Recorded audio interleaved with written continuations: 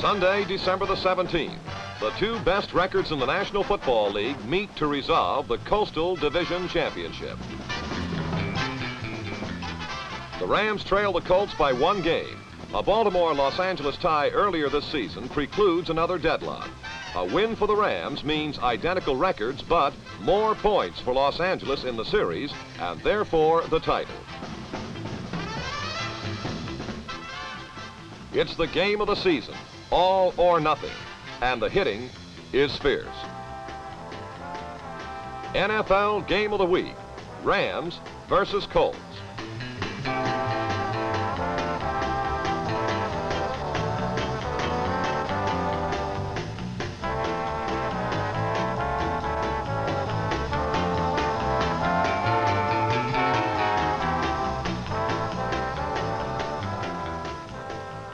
The Rams are coming off a splendid win against Green Bay.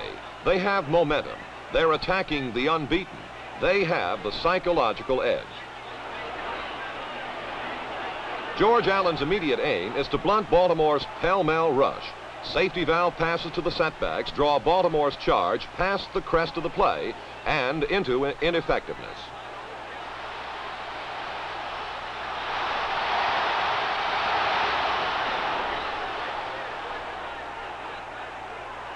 On the ground, Gabriel is jabbing with quick hitters. The Los Angeles blocking is aggressive, excellent. On 3rd and 3, the Colts blitz. The Los Angeles quarterback beats the charge with a blistering delivery, and the Rams are on the Baltimore 39. The success of the play was dependent on one crucial piece of execution. Dick Bass, number 22, cuts down the blitz. Don Shinnick, 66, falls short of the mark.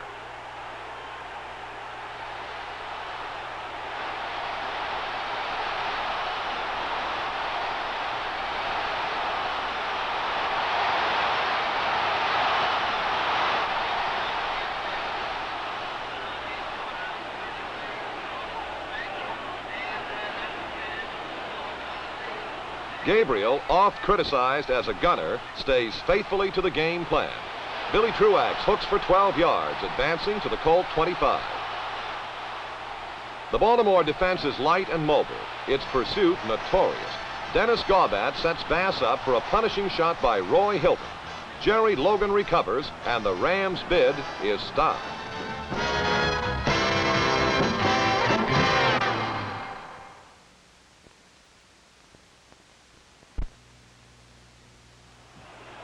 To have blood in one's eye is an expression signifying murderous intent. The Rams' defense might be said to have that intent.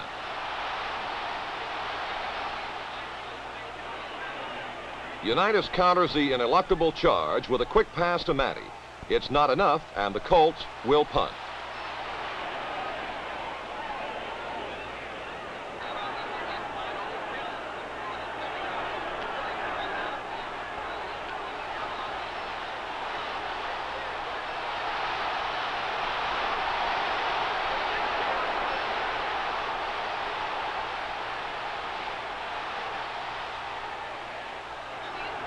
Gabriel is fastidious in executing the planned attack. Influence blocks trigger a quick hitter. Dick Bass picks up 12 yards. An illegal procedure penalty against the Rams transfers the initiative to Baltimore. The situation is 2nd and 26.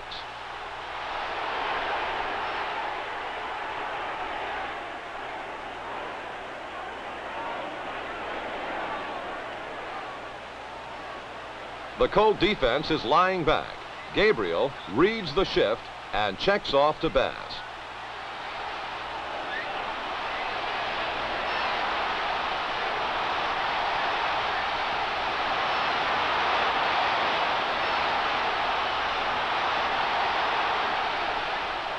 Bass manages to scurry for 13 yards before he's brought down by Rick Vogt.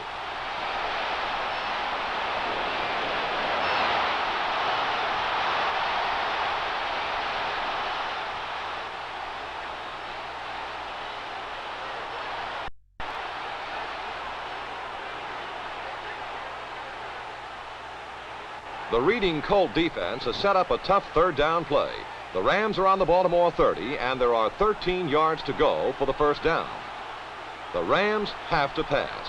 Baltimore has dropped off all of their linebackers. Consequently, it's a four-man rush against six blockers. Gabriel has all the time he needs. And Lester Josephson appears to have beaten Alvin Hayman on the street. The ubiquitous Rick Vogt turns in a last-minute deflection to save a score and stop the drive.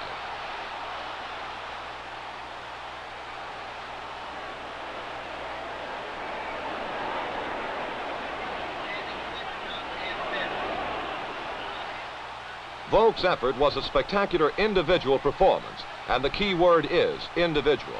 Vogt saved the touchdown, but no amount of single effort could reverse a clearly emerging pattern. The Rams can move the ball sustainably. With 11:10 of the first quarter elapsed, the Rams lead 3-0.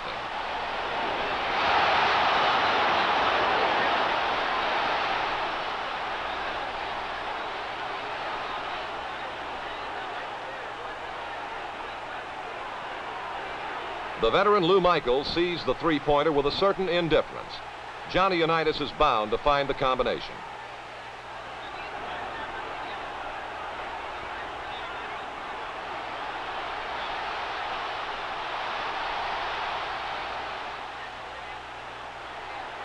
Like the Ram attack, Baltimore will go to the quick striking plays, fast square outs and look-ins. John Mackey piles into Ram territory.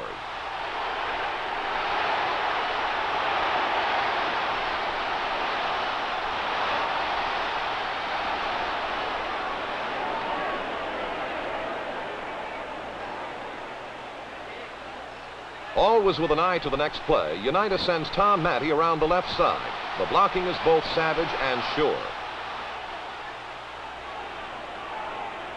Disdaining a further running attack, Unitas holds both setbacks in as extra protection. It was the perfect combination.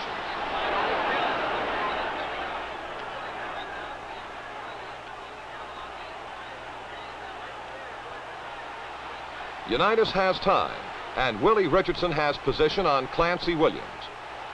It's a beautiful reception, and the Colts lead 7-3.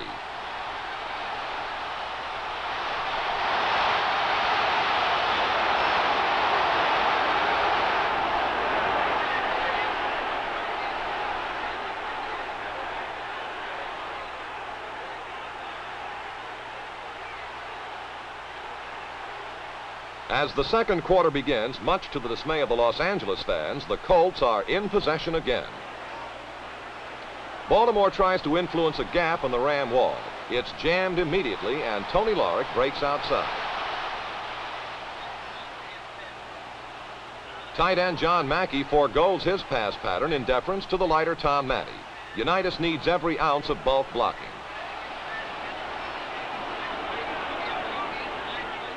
At the Ram 39, Mackey sets in the eye. He's a hard runner, but again, the need is blocking. The pass is on, but Clancy Williams breaks Richardson's concentration.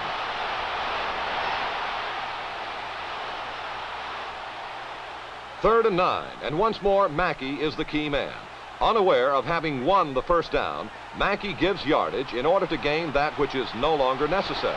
A set of sticking cleats aborts the Baltimore drive.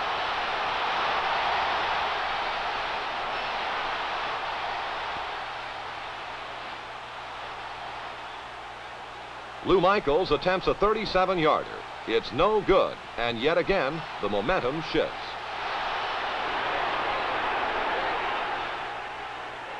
Sensitive to the Colt failure, Gabriel capitulates to his instincts and throws the bomb.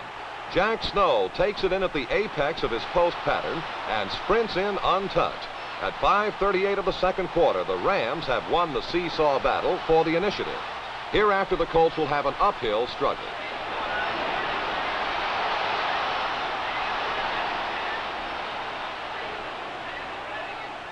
The Colt heart is a professional heart.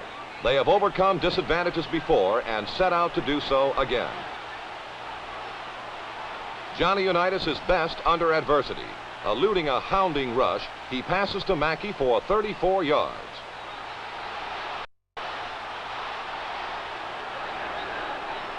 On the other hand, Deacon Jones, number 75, is best at creating adversity.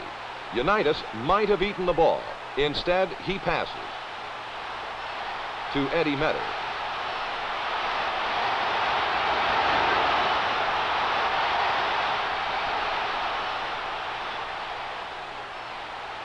A confident Ram offense takes over. Gabriel reverts to the original game plan, a look-in to Truax.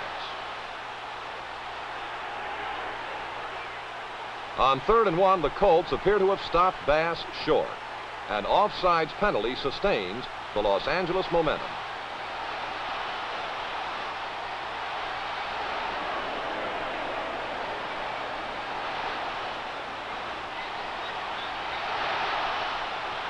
A disconsolate Johnny Unitas has suspicions of the unfolding pattern.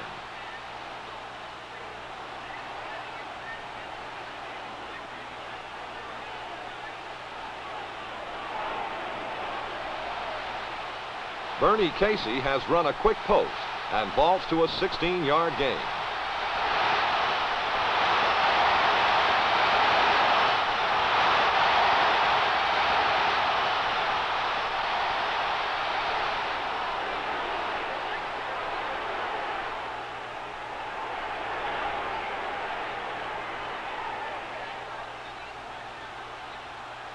Continuing the quick attack, Gabriel flares Les Josephson.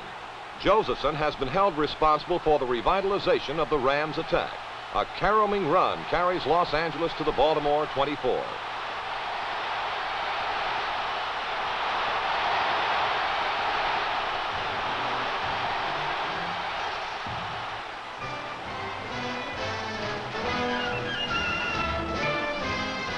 There are 35 seconds remaining to the half. The sellout Coliseum crowd demands a score, and time demands that the Rams open up the attack. Bernie Casey runs a flag pattern, and the score will stand. Rams 17, Colts 7 after the first 30 minutes.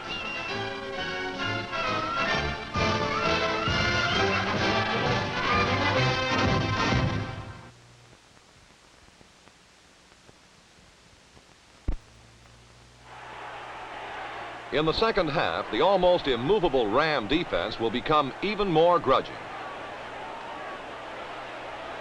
Number 75, Deacon Jones, reads a draw play and shucks off number 71, Dan Sullivan. Unlucky Tony Larrick is enveloped by the massive All-Pro. Hoping that the fearsome foursome would overcharge, Unitas knew there would be an alley up the middle, but the Rams recovered too quickly. When Unitas had some protection, the foursome obscured his vision and deflected his passes. For most of the long afternoon, Unitas found his every plan frustrated by a white-jerseyed wall of muscle that refused to be cowed by his shrewd play selection.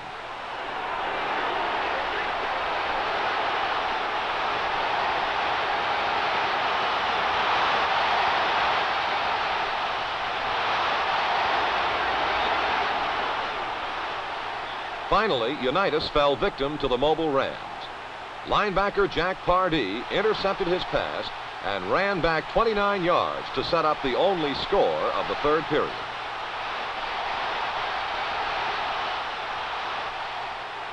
On that last play, Unitas enjoyed a rare luxury, time to throw. Number 73, Sam Ball, rode Deacon Jones out of the play, but unfortunately for Unitas, his swing and up pass to set back Tom Natty was diagnosed perfectly by Pardee, who was in excellent position to intercept.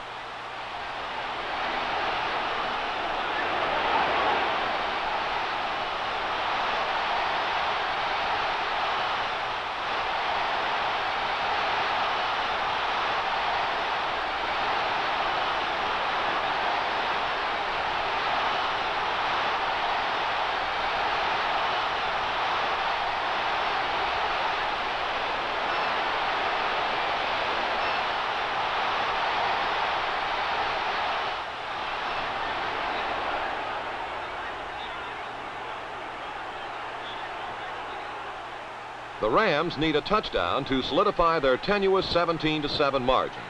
But Tommy Mason, who has been plagued by injuries throughout his career, falls prey to his game legs and slips when only a clear field was his obstacle.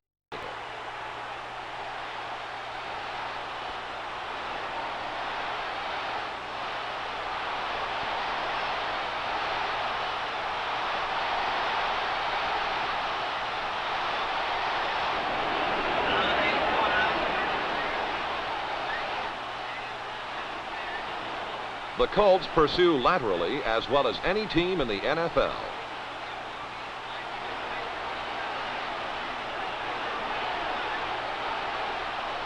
Lester Josephson is strung out on a sweep until there is nowhere to go but out of bounds. With the drive stalled, the Rams must call on place kicker Bruce Gossett.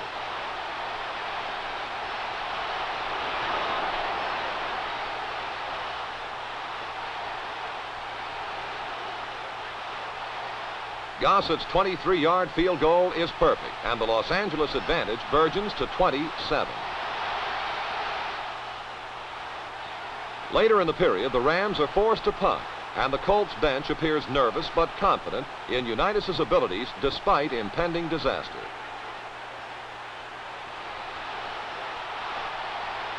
Alvin Heyman, who is oblivious of the fair catch, sets the Colts up nicely at their 39 with a sparkling return.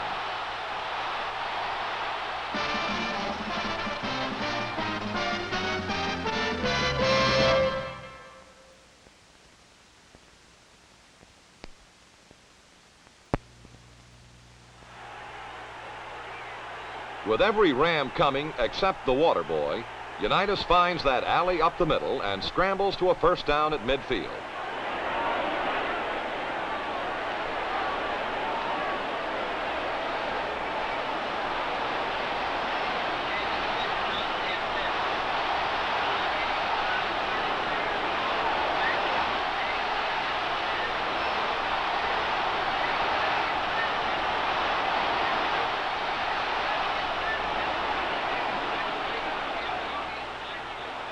Unitas catches the Rams in a stunt, but linebacker Maxie Baughan closes the temporary hole. The best method to cool down the front four's furious charge is to utilize the screen pass. Unitas lures Deacon Jones in, and at the precise moment, lofts a pass to Larick, who behind a caravan of blockers streaks to the Ram 39.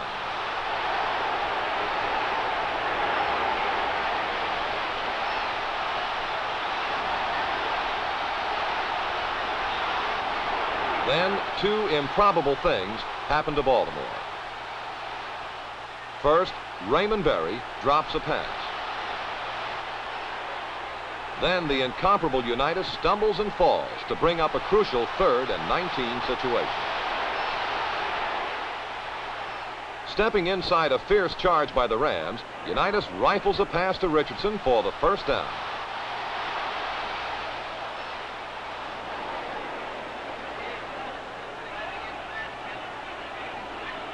On reviewing Richardson's last reception, we can see that number 24, Clancy Williams, is not beaten by Richardson, but screened off by his body. Unable to stop the catch, the best he can do is cancel Richardson's forward drive.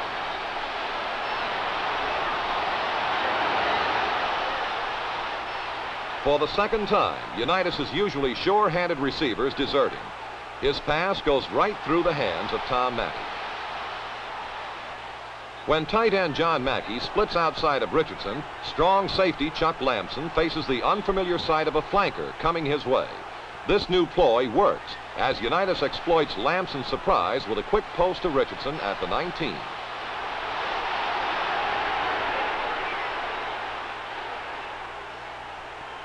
On third down, Unitas on a quarterback draw fails by a yard to secure the important first down as the third quarter ends.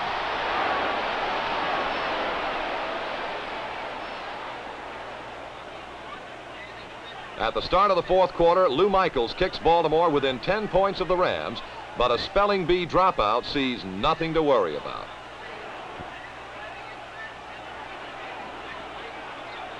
Only a victory will carry Los Angeles to Green Bay next week. A tie will nullify their chances and the hopes of 75,000 partisans in the Coliseum.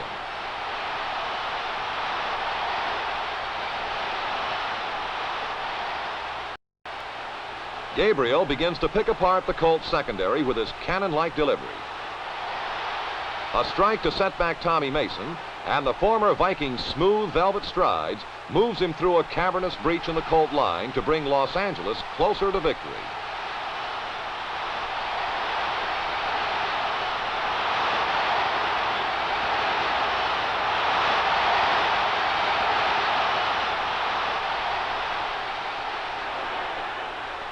A quick pass to tight end Billy Truax sets up what will be the key play of the second half. On a rollout, Gabriel is pressured. But like innumerable times in 1967, his great strength allows him to fight free, reset, and target his receiver with a bullet. Bernie Casey's clutch catch moves Los Angeles to the 12.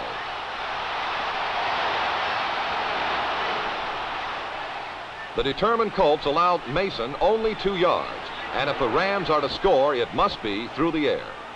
Behind a solid wall of protection, Gabriel throws his 25th touchdown pass of the year to Truax at the back line of the end zone.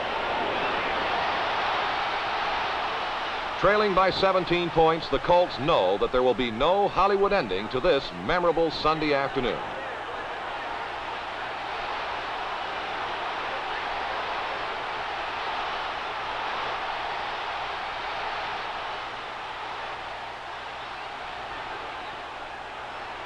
The Ram defense can now allow the short pass.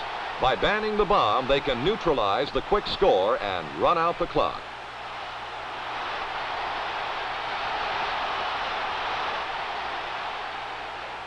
Knowing that victory is imminent, the Rams' charge is relentless and punishing. When John Unitas had time, Ram defenders like Maxie Baughan came up with a saving play. On 4th down, the Colts couldn't afford to punt, and Irv Cross batted away the pass to Alex Hawkins. Week after week, George Allen has seen his Rams play inspired football when the penalty of a single defeat would be their elimination in the Coastal Division. With only 5 minutes remaining, his unflagging confidence in the Rams' destiny will be fulfilled.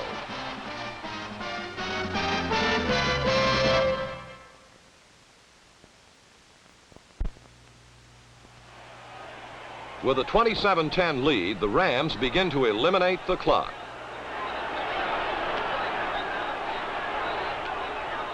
Two running plays by Mason fail to net a first down, and the Colts will get a final chance for redemption.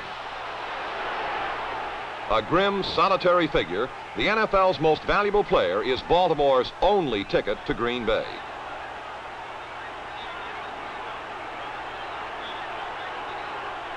But the Rams have waited too long for the fruits of victory to let Unitas have a moment of respite or that fleeting second necessary to find an open receiver. Their charge never abates. Their pride overwhelms Unitas.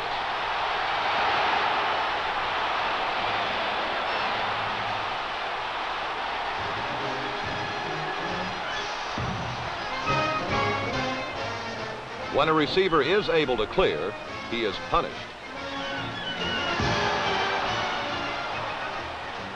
But for the most part, it is the aged body of the NFL's premier field general who must shrug off each reversal and come back up throwing.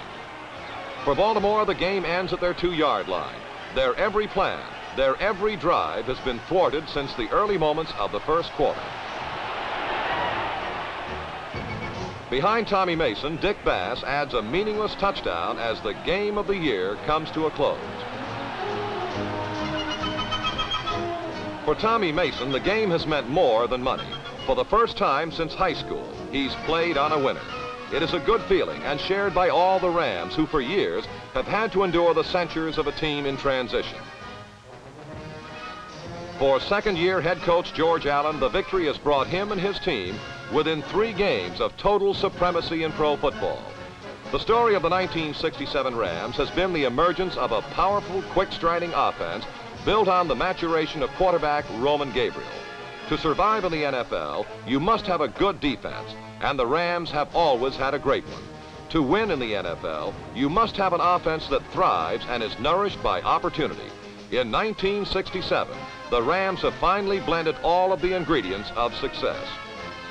Next week, they meet a team and a man that has lived with success for a long time. For the Rams, it'll be like New Year's. Ring out the old and bring on the new.